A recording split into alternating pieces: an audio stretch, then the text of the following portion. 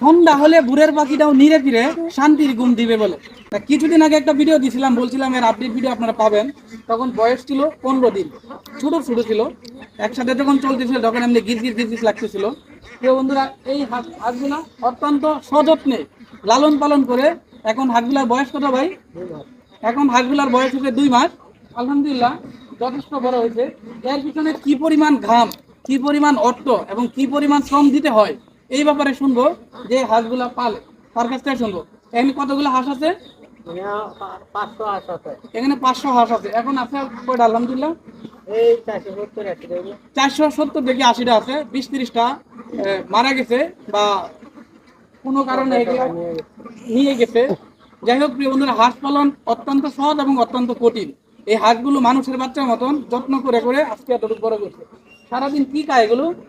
ধান, শামুক, বন্ধে এগুলা খাওয়ার মতন উপযোগী এগুলা। আচ্ছা, সারাদিন ভোর 5টায় নিয়ে বের হয়, সারাদিন ধান, শামুক, পোকামাকড় ইত্যাদি খাওয়ার পরে সন্ধ্যা হলে বাসায় ফিরে, ঠিক না? প্রতিদিন 5টা, এমনকি 6টা, 6:30টা, 5টা 6টা সন্ধ্যা মধ্যেই নিয়ে আসে।